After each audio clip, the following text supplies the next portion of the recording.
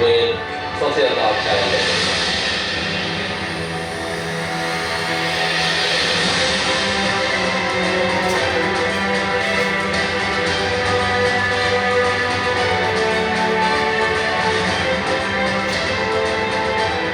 Ini air laut, ini air dari mesin desalinasi siap minum.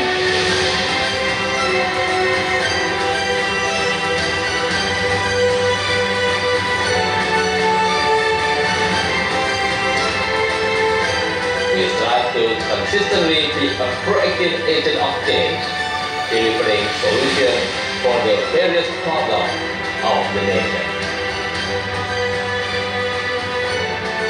Sebagai bentuk pengabdian kepada masyarakat, kami siap menyehatkan masyarakat dan memasyarakatkan kesehatan.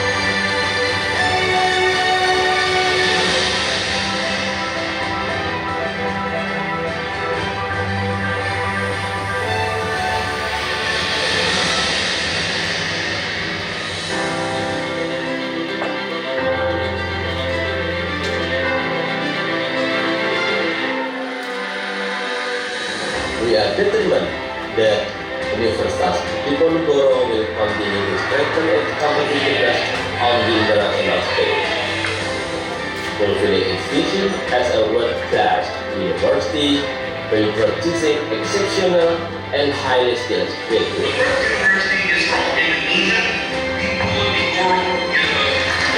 With a new spirit and tagline, noble and valuable, we are confident that it can make a meaningful contribution to local and global communities.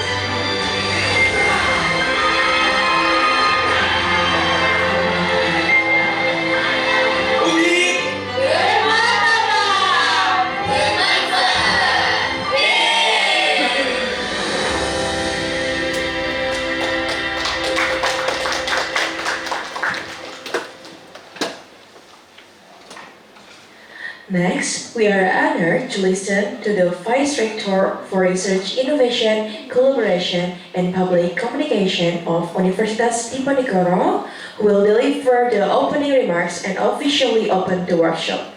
Please welcome Dr. Wijayanto.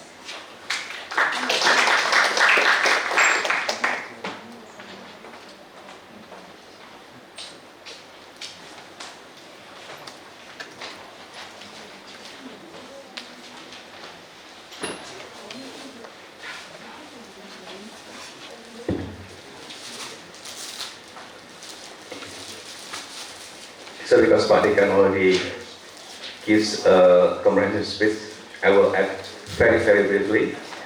And also because Pak Rektor already, you can watch together in the video. Anyway, Pak Dekan has his birthday today. Selamat tahun Pak Dekan. Very rare occasion, ditepukin peserta dari seluruh dunia, Pak Dekan. So, first of all, a very warm welcome again to everyone, to Semarang and to Universitas Diponegoro. Yes, applause to all of you. On behalf of the university, I would like to thank everyone for coming. Thanks to the Dean and his wonderful team. All the members of the organizing committee from Fisip Undip for helping making this happen. Thanks especially to our colleagues from the Netherlands, Professor Wat Branso, Dr. Yatun Sastramijaya, Dr. Chris Rudrak. It's also hard for me to spell your name. With support of NWO, the Netherlands, collaborating with the University of Diponegoro under special program World Class University program, we are able to have this workshop. We are fortunate to have Professor Melanie for agreeing to act as keynote speaker. I know that Merlina already here in Zoom, but she was here 2 months ago, right in this room. So her energy, I guess, still stays here, and she promised to be back here. Now she will be back in video, but I hope in the near future she will be here again. I feel humbled to see all of you, the presenters, who have made all the way from many parts of the world to come to our university.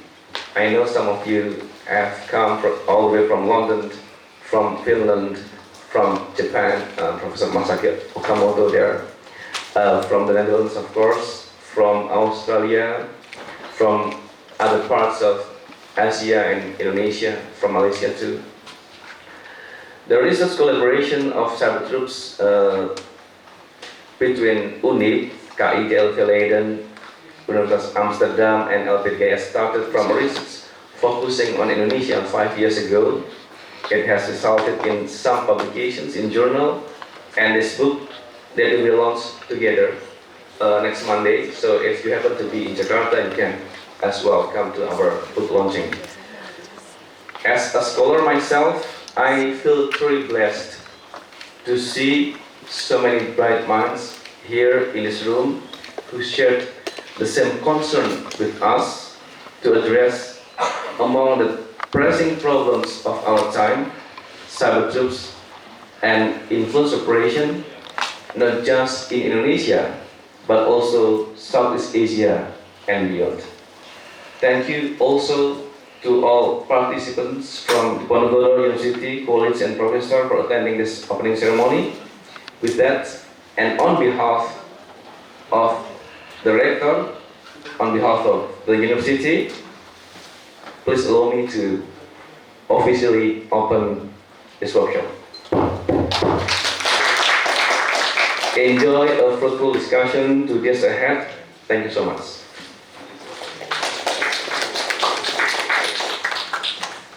Thank you, Dr. Wijayanto, for opening this agenda. Ladies and gentlemen, we now proceed to our introductory speech and keynote session. The keynote session will set the tone for our discussion by providing insights into the broader context of online influence operation. To guide this session, we are honored to be joined by Dr. Yatun Sastramijaya, who will deliver introductory speech today and also will serve as today's keynote session moderator. She is currently a distinguished anthropologist from the University of Amsterdam, whose expertise in political culture, youth activism, and digital movement in Southeast Asia. Without further ado, Dr. Yatun Sastramijaya, the floor is yours. Thank you. Thank you very much. Well, considering the time, I'm going to keep it super short because I know that Medina is waiting and I can't wait to hear her keynote. But I do want to take a few moments to, first of all, extend our absolute greatest gratitude to the Institute here, to Mas Wijayanto, to Pak Teguh, and of course the director as well for the incredible hospitality that we are given here. We feel the Semarang spirit, we feel the Semarang warmth, and we appreciate the accommodation a lot. Thank you so much. So, let's see if I can keep it under 1 minute. What I wanted to do is just say briefly something about the origins of this workshop and also something about the objectives and the future perhaps, but I will keep the latter part until after the keynote with Medina. And now I just want to acknowledge where this workshop originates, how this workshop originates. It originates with one person, to be precise, and that's Swija, because this workshop is the culmination of first an international research project that we co-led with Wija, Bart, Chris and myself, where we did a comparative research on influence operations, to be specific, by cyber troops and computational propaganda in 3 Southeast Asian countries, Indonesia, Thailand and the Philippines. But, and unfortunately we can't be joined today by our co-leads in the Philippines, Fatima Gao, and our co-lead in Thailand, Janjira Sambatpunsiri, but they were also very much, as a key part of this project. We will talk about the findings, or Chris will talk about the findings in his presentation, so I won't go into that. But I want to go further back into history and tell you that this international comparative project originated in a pilot project that was really the brainchild of Rita, who first asked Bart to join to research this phenomenon. Then I joined as well, and the rest is history, as we say. It's on your lap. That's the book. Thank you very much. Now, without further ado, because yes, I will follow up later on with the objectives of this workshop, but without further ado, I really am eager to welcome Professor Madeleine Lim, who will join us online with her keynote speech. Professor Madeleine Lim, I'm sure you all know her work. She is not only famous, but she's also extremely inspiring and has really been at the basis of a lot of digital research in the region. So we are extremely honored and pleased to have my dear friend here. Shall we just go to her, and then I will do a Q&A session after that very shortly. So Madeleine will be speaking for about 30 minutes. Jatje. Hi, so nice to see you. And then there will be about 50 minutes for Q&A that I will moderate, and I was asked to sit here for that. Madeleine, the floor is yours. Thank you. Thank you so much, Jatje. I'm grateful to be here, but also not so happy not to be there in person. I'm envious. Thank you so much for the invitation. Thank you for Bapak Rektor, Pak Dekan, Pak Teguh, Sugeng Tangga Keluarsa, also my colleagues, my wonderful colleagues, Mas Wija, Mas Ward, Mas Chris, and Mbak Yatun, and all of you who are here today. So, let me start with a seemingly ordinary moment. The teenagers in Manila scroll through TikToks. Dance challenges, YouTube tutorial, and then bang, a video. The Philippine flag, soldiers saluting, smiling farmers, uplifting music, a strong man promising a brighter future. The teen clicks like. Maybe shares it. Maybe believes it. Maybe just appealing. Either way, the video spreads further. Meanwhile, in Jakarta, an auntie forwarded a video in her WhatsApp groups. Several men beating someone.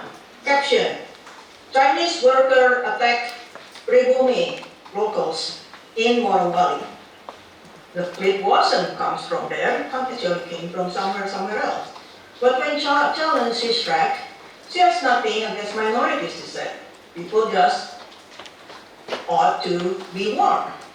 In another group, another auntie, her Chinese Indonesian counterparts share a different video. Teenagers with bruises on faces, caption, protect our kids. Pribumi always hate us. This is the term. I think if you study Indonesian, you know, the whole Pribumi, non-Pribumi. So the boys had in fact been in traffic accident. Yet the chat continue fills with anger. In both circulations, ordinary aunties help harden the old free and non-free divide. New orders division, one forward at a time. So we ask, is this propaganda or just algorithms doing their jobs? So unlike the 20th century model of propaganda, such as loudspeaker blaring slogans, poster demanding patriotism, or royal messages broadcast on the radio, contemporary persuasion operates less as a command than as environment. It rarely shouts, nor does it rely solely on publication. Instead, it circulates into ambient propaganda, a diffuse, low-intensity form of influence that blends into the ordinary rhythms of everyday digital life. It is embedded within what we already like, follow, and share. It pop-ups between chats, between friends, movie recommendation, K-pop video, AI-generated scandals, or meme of the day. This changed how we think about consent. Foucault called it governmentality, managing population through subtle steerings. Today, platforms themselves act as infrastructure of influence, infrastructure of moderation. Consent is not demanded. It is cultivated continuously through clicks, scroll, share, remixes, and it is powerful. Herman and Chomsky in their book show that the genius of modern propaganda lies in its subtlety. Control isn't coercion, it's framing, filtering, normalizing what counts as common sense. Today, manufacturing consent is automatic, participatory. Platform, user, algorithm all co-produce it. What is striking that this works everywhere. In authoritarian setting or democratic liberal democracy, a populist strongman in Southeast Asia, political campaigns in the United States, or cultural war in India. The same infrastructure amplified engagement and attention. Algorithms do not distinguish debate from propaganda, they rank, filter, recommend. The result, both authoritarian control and democratic consensus emerge through the same mechanism. The implication is unsettling. The difference between authoritarian manipulation and democratic persuasion, not techniques, only degree. Consent now is byproduct of clicks, likes, and share. Propaganda is ambient, infrastructural. A teenager's casual like, an auntie forwarded memes, all are part of a larger choreography of influence. Our challenge is to recognize where propaganda, not just when it is blatant, but when it is ambient, ordinary, entertaining, emotional. In a world where influence feels natural, the question isn't whether people agree with it or not. The question is if they ever have a real choice. So my today talk, my keynote is an invitation to explore this landscape, which I think you will spend the whole day to build that, and unfortunately I couldn't be there. To see how engagement, power, and sharing turn ordinary acts into mechanisms of persuasion. And in doing so, we will explore the subtle, continuous, participatory ways platform, politics, and public intersects in digital age. First, we will revisit this manufacturing concept that I borrowed for my title. Over a century ago, Walter Lippmann coined the phrase manufacture of consent. He has a simple question, really. How is public opinion shaped in mass democracy? Decades later, Herman and Chomsky gave a powerful answer. Media, while claiming to serve the public, often serve the powerful, the political, economic elites. Here's the truth. Control doesn't always mean force. In authoritarian regimes, censorship and intimidation dominate. In liberal democracy, control is subtle. It works by shaping what we think, what we feel, what we accept as normal. Consent is guided, consent is shaped, consent is manufactured. Herman and Chomsky identified 5 filters that make this possible. Corporate ownership, advertising pressure, dependence on elite sources, pluck, complaint lawsuit, sanction, and dominant ideology. Through this filter, war, policy, social debates are framed as natural, necessary, inevitable. But when they wrote, it was 40 years ago, media was centralized. Few outlets set the agenda. Audience had very limited capacity to participate. Today, everything is changed. Social media has shattered that one-way flow. Consent is no longer top-down, it is ambient network, algorithmically mediated. There are 3 shifts define this world. First is the scale and velocity of communication, information travel instantaneously across border, often bypassing traditional gatekeeper. Second is the participation of users. Audiences are no longer consumer, but also producer, curator, and amplifiers of contents. Influence, once concentrated in elite institution, is now exercised in complex networks where user engagement interact with algorithmic curation to shape visibility and reach. And third is the economic logic of platform capitalism, where virality is monetized and engagement is monetized, virality is incentivized, and algorithm privilege content that maximizes attention rather than the